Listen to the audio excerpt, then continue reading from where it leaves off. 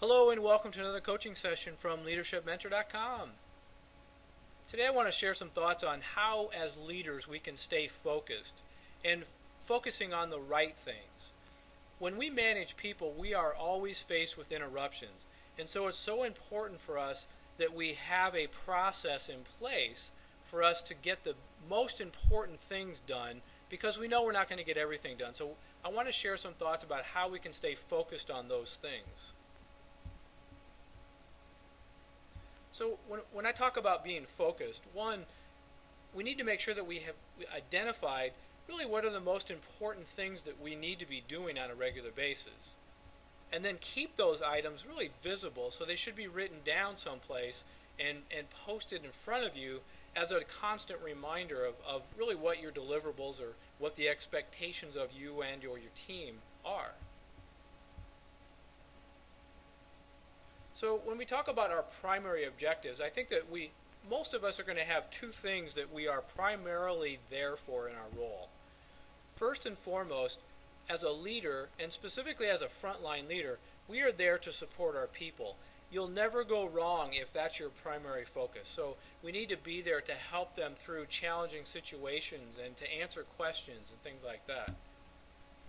And then we also need to accomplish business goals and objectives. And I think as a leader, if you're not doing one of these, you're probably not going to be in your role for very long.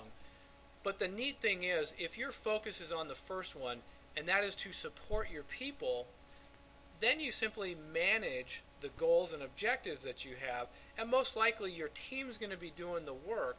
They're going to produce the goals and objectives that you need. And so first and foremost, support your team, and then manage and kind of keep an eye on the goals and objectives. So how do I know what my business objectives really are? Well, you really don't initially. As a new leader, you don't. And you may actually get off track from time to time as well. So the first place we look is our job description. If you're new to your role, that's one place that you would look for a lot of detail on really what are the expectations of this role. And a lot of times these job descriptions get outdated, and so a better place to go for us is going to be to your manager.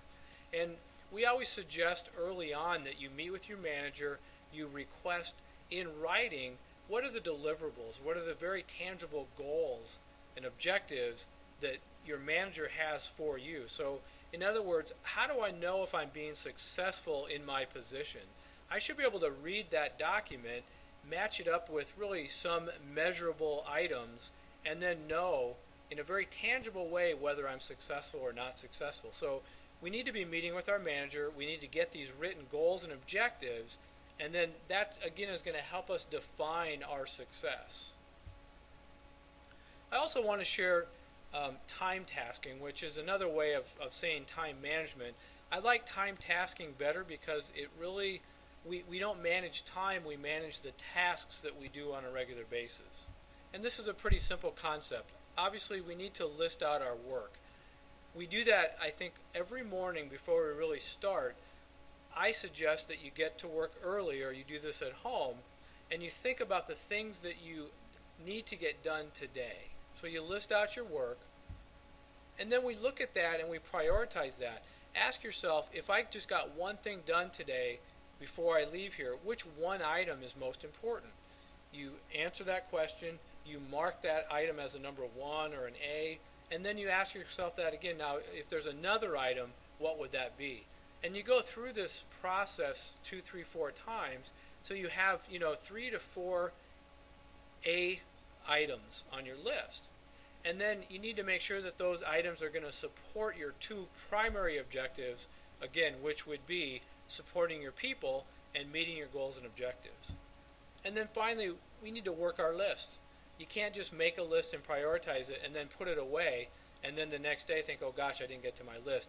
That list is really your focus for the day, so keep it in front of you.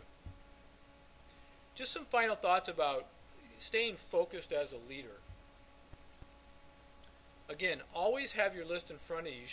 You should have written goals posted in front of you, and those are not going to change from day to day, but you are going to have some primary activities such as hiring somebody to fill a vacancy. That may be a primary objective that you have but that's more of a short-term goal. Get regular feedback, and we should be meeting with our manager on a weekly basis, my suggestion, and so you're going to get regular feedback. And remember the question that I suggest you ask your manager. At the end of your session, before you leave, ask your manager, if there's one area or one thing that I could do better next week, what would that be? That's a very specific way to get feedback, because oftentimes you're going to say anything you can think of to help me, that I can do better. It's tough to get specific feedback that way. So if you're very focused in your question, I think that's going to help you. And then finally, don't forget about your personal goals.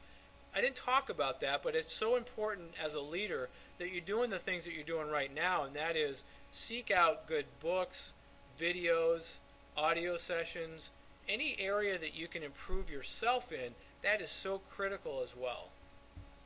So that's really it on leadership focus. Again, I hope you found that helpful, and I hope you have a great day.